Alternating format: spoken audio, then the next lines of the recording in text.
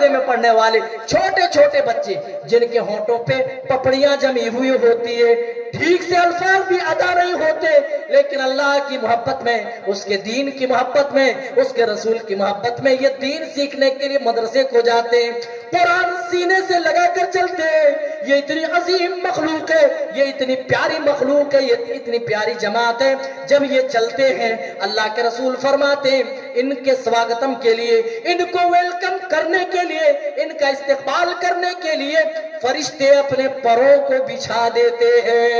व इन्नल मलाइकता लतदउ अजनिहतहा रिज़ल लितालिबिल इल्म। बच्चा जब मदरसे की जानिब कुरान और हदीस की तालीम लेने के लिए चलता है, हम और आप देख रहे होते हैं उनके पैर गर्द व गुबार में अटे होते नहीं, दर हकीकत फरिश्ते उनके इस्तेक़बाल में अपने परों को बिछा देते हैं। आज हमारी जिंदगी में कुरान नहीं, अपनी औलाद को हम इसलिए तालीम नहीं देते क्योंकि उससे दुनिया हासिल नहीं होगी। हमने सब कुछ दुनिया ही को समझ लिया। प्यारे नबी सल्लल्लाहु अलैहि वसल्लम की जबान से दुनिया की हैसियत सुनिए। आपने फरमाया लौ कानतिद दुनिया तादिलु इंदल्लाहि जनाह बऊज़ा मा सक़ा काफ़िरन मिनहा शरबत मा। आज हमारे दरमियान हलाल और हराम में कोई तमीज नहीं है। आदमी बस माल कमाना चाहता है, आदमी चाहता है कि बस उसके पास पैसा आ जाए। प्यारे नबी फरमाते हैं अल्लाह की दृष्टि में, अल्लाह की निगाह में इस दुनिया की कोई हैसियत होती, कोई वक़्त होती, एक हकीर मखलूक के पर से आपने तशबीह दी, एक मच्छर के पर के बराबर भी इस दुनिया की कोई हैसियत होती, तो किसी नाफरमान बंदे को, किसी काफिर को, किसी मुशरिक को अल्लाह ताला दुनिया के अंदर एक घोंट पानी भी पीने की इजाजत ना देता। आपने देखा जिसने अना रब्बुकुमुल आला का दावा किया था फिरऔन, उसको भी अल्लाह ने हुकूमत और ममलकत और सल्तनत दी थी, दौलत की भरमार दी थी, कारून को दौलत दी, नमरूद को दी, बड़े बड़े नाफरमानों को अल्लाह ने दुनिया अता की। इससे भी यही साबित होता है अल्लाह ताला दुनिया तो सबको देता है लेकिन आखिरत और दीन सबकी किस्मत में नहीं आता है। इसीलिए मेरे भाइयों, दुनिया छोड़ो, दुनिया के चक्कर में पड़कर अपनी आखिरत तबाह ना करो, बल्कि दुनिया तो अल्लाह ताला उसको भी देता है जो दुनिया तलब नहीं करता। आपकी लिखी हुई रोजी जब आप अपनी माँ के पेट में थे, अल्लाह की कसम आप कितना कमाएंगे, आपको कितनी रोजी दी जाएगी, उसका फैसला सातों आसमानों के ऊपर हो चुका है। बिकतबि रिज़्क़िही व अजलिही व अमलिही व शक़िय्युन औ सईद। चार चीजों का ऑर्डर अल्लाह की तरफ से माँ के पेट में ही दे दिया जाता है और उनमें से उसका रिज्क भी है। बंदा क्या कमाएगा, कितना कमाएगा, सब कुछ पहले अल्लाह ने नोट कर दिया है। इसके बावजूद भी सारी एनर्जी, सारी कोशिशें सिर्फ दुनियावी चीजों पर हमारी आज सर्फ है, बस दुनिया हासिल हो जाए। प्यारे नबी सल्लल्लाहु अलैहि वसल्लम का वो फरमान याद आता है, आपने फरमाया था आदमी कुछ भी परवाह नहीं करेगा कुर्बे क़यामत के, जो कुछ वो माल हासिल कर रहा है, जो जितनी वो दौलतें जमा कर रहा है, वो हलाल तरीके से कर रहा है या हराम तरीके से कर रहा है, अमिन हलालिन अमिन हराम, वो परवाह नहीं करेंगे। आज किसी को परवाह नहीं है जो माल में कमा रहा हूं, जो रोजी हासिल कर रहा हूं, वो रोजी हराम की है या हलाल की, बस पैसा आना चाहिए, पेट भरना चाहिए साहब, नहीं देखना हलाल है या हराम। आज हमारी सोच दुनिया के ताल्लुक से ये हो गई है, इसीलिए हम अल्लाह की किताब से मोहब्बत नहीं करते। जब दुनिया की मोहब्बत कम होगी तो अल्लाह की मोहब्बत बढ़ेगी, उसके रसूल की मोहब्बत बढ़ेगी, कुरान की मोहब्बत बढ़ेगी। जरूरत है कि कुरान की मोहब्बत सीने में पैदा की जाए। और मुमिनीन की दूसरी सिफत और पहचान यही बताई जा रही है, जब उनके सामने कुरान पढ़ा जाता है तो उनका ईमान बढ़ जाता है। एक बड़ा चोर था, बड़ा डाकू था, लोगों के घरों में वो डाके डाला किया करता था। एक दिन डाका डालने की नीयत से वो एक घर की छत पर कूदा। अचानक उस घर से आवाज आती है, इत्तेफाक से कोई सूरे हदीद की ये आयत तिलावत कर रहा था। वो आयत कौन सी थी? ओ मेरे भाइयों, अगर बदलने की नीयत से कोई कुरान और हदीस सुने تو اللہ کی قسم ایک ہی مجلس ان کے لیے کافی ہوتی ہے، اور جنہیں نہیں بدلنا ہے خود کو، وہ ان کو قرآن و حدیث گھول کر کے بھی پلا دے تب بھی ان کی زندگی میں کوئی بدلاؤ آنے والا نہیں ہے۔ چور ہے، ڈاکہ ڈالنے کی نیت سے گھر کے اوپر کودتا ہے، قرآن کی آواز کانوں سے ٹکرانے لگتی ہے۔ أَلَمْ يَأْنِ لِلَّذِينَ آمَنُوا أَن تَخْشَعَ قُلُوبُهُمْ لِذِكْرِ اللَّهِ وَمَا نَزَلَ مِنَ الْحَقِّ، کیا ایمان والوں کے لیے اب بھی وہ وقت نہیں آیا کہ اللہ کی آیتیں سننے کے بعد ان کے دل پسیج جائیں، ان کے دل کانپ جائیں؟ چور ہے، ڈاکو ہے، قرآن کی یہ آیت جیسے ہی سنتا ہے فوراً غور کرنے لگتا ہے۔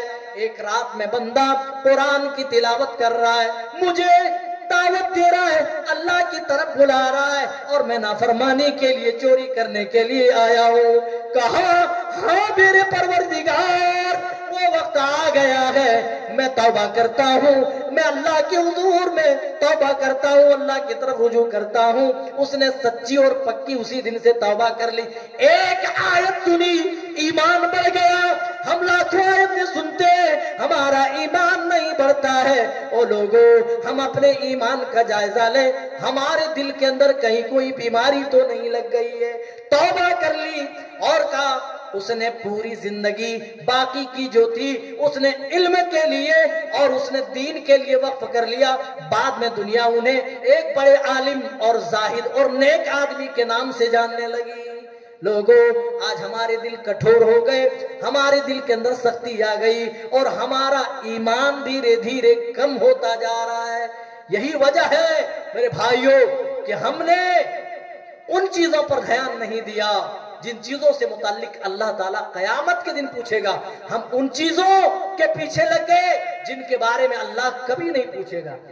چائے کی دکانوں پر سیاست سے متعلق چرچے ہوتے ہیں، لیکن دینداری سے متعلق چرچے نہیں ہوتے، دین سے متعلق سوالات و جوابات نہیں ہوتے۔ اگر کوئی شخص کسی مولوی صاحب سے کوئی سوال پوچھتا بھی ہے تو آزمانے کے لیے کہ مولوی کو پتا ہے یا نہیں ہے، چیک کرنے کے لیے، ہے نا؟ صحابہ کرام اسی لیے پوچھتے تھے تاکہ ان کو عمل کرنا ہے وہ عمل کریں اور اپنا گھر جنت میں بنا سکیں۔ موضع صوت احدکم، اللہ کے رسول اس جنت کے بارے میں کہہ رہے ہیں، اور دنیا دار لوگوں، جنت میں ایک کوڑا رکھنے کی جو جگہ ہے، ایک بالش، آپ بتہ شاید بولتے ہیں، ایک بتہ زمین جنت کی دنیا و ما فیہا سے بہتر ہے۔ دنیا میں کچھ نہیں ہے، وہ لوگ اللہ کو راضی کر لو، رب کے بتائے ہوئے طریقے پہ چلو، اللہ نے تمہارے لیے وہاں ایسی ایسی نعمتیں تیار کر رکھی ہے جس کے بارے میں پیارے نبی فرماتے ہیں، حدیث قدسی ہے، اللہ تعالیٰ فرماتا ہے ما لا عین رأت ولا اذن سمعت ولا خطر علی قلب بشر، ایسی نعمتیں اللہ نے اپنے نیکوکار بندوں کے لیے چھپا کر رکھی ہے۔ بالا عین رات، کسی آنکھ نے ان نعمتوں کو دیکھا نہیں، ولا اذن سمعت، کسی کان نے ان نعمتوں کے بارے میں نہیں سنا۔ دیکھنا اور سننا تو دور ہے، اللہ کے رسول فرماتے ہیں ولا خطر علی قلب بشر، کسی کے دل کے اوپر، کسی کے وہم و گمان میں، کسی کے سوچ میں بھی وہ نعمتیں نہیں آ سکتی۔ ذرا تصور کریں میرے بھائیوں۔ اور پھر حضرت ابو ہریرہ جو اس حدیث کے راوی ہیں کہتے ہیں تم یہ قرآن پاک کی آیت پڑھ لو، فلا تعلم نفس ما اخفی لهم من قرۃ اعین، کوئی نفس نہیں جانتا کہ اللہ تعالیٰ نے اپنے بندوں کی آنکھوں کی ٹھنڈک کے لیے کون کون سی نعمتیں چھپا کر رکھی ہے۔ اللہ تعالیٰ جنتیوں کو جو کنگن عطا کرے گا، ان کنگنوں پہ لگنے والا ایک موتی دنیا و ما فیہا سے بہتر ہے۔ اور میری قوم کی بیٹیوں، تم آج خوبصورتی کے لیے مرتی ہو، طرح طرح کے میک اپ کرتی ہو، تم جنتوں والے جنتیوں والے اعمال کر لو، اپنے جبینوں کو، اپنی پیشانیوں کو رب کی فرما برداری سے سجا لو۔ اللہ کی قسم جب تم جنت میں جاؤ گی، اللہ تعالیٰ تمہاری خوبصورتی بڑھانے کے لیے اللہ تعالیٰ پھر سے تمہیں پیدا کرے گا۔ دوبارہ تمہاری تخلیق ہوگی، اس لیے تاکہ تمہاری خوبصورتی بڑھ جائے، اتنی خوبصورت بنا دی جاؤ گی، اتنی خوبصورت۔ اللہ کے رسول صلی اللہ علیہ وسلم جنت کی عورتوں کی خوبصورتی بیان کرتے ہوئے کہتے ہیں جب دوبارہ تخلیق ہوگی جنتی عورتوں کی تو پھر 70 جوڑے کپڑوں میں ایک ساتھ ملبوس ہوں گی، لیکن خوبصورتی کا یہ عالم ہوگا، پھر بھی پنڈلی کا جو گودا ہوتا ہے وہ باہر سے صاف جھلک رہا ہوگا۔ اس سے آپ اندازہ لگاؤ میرے بھائیوں، دنیا میں کچھ نہیں رکھا، اپنے اندر بدلاؤ لانے کی کوشش کرو اور ایک مومنانہ زندگی دنیا کے اندر گزارو۔ جب قرآن ان کے سامنے پڑھا جاتا ہے وَزَادَتْهُمْ ایمانا، تو ان کا ایمان بڑھ جاتا ہے۔ میرے بھائیوں، آج ہمارا ایمان کم سے کم تر ہوتا جا رہا ہے، اس کا ہم جائزہ لیں۔ آئیے تیسری صفت بتا کر کے بات ختم کریں۔ ٹائم کیا ہو گیا؟ کتنا ٹائم ہوتا ہے؟ 15 منٹ ہے، اختصار کے ساتھ۔ وَعَلَىٰ رَبِّهِمْ يَتَوَكَّلُونَ، اور مومن تو وہ لوگ ہیں، مومنین کی تیسری صفت بتائی جا رہی ہے جو اپنے رب پر ہر حال میں بھروسہ کرتے ہیں۔ مومن اپنے رب پر بھروسہ کرتا ہے۔ آدمی حلال و حرام میں کیوں تمیز نہیں کرتا؟ کیوں حرام روزی کی طرف جاتا ہے؟ کیونکہ اس کو اپنے رب پر بھروسہ نہیں ہے۔ او لوگوں، تم تو سب سے افضل مخلوق ہو، سب سے اشرف مخلوق ہو، اللہ نے تمہیں اشرف المخلوقات بنایا ہے۔ اللہ تعالیٰ نے تو تمام جانداروں کی روزی کا ذمہ لیا ہے۔ وَمَا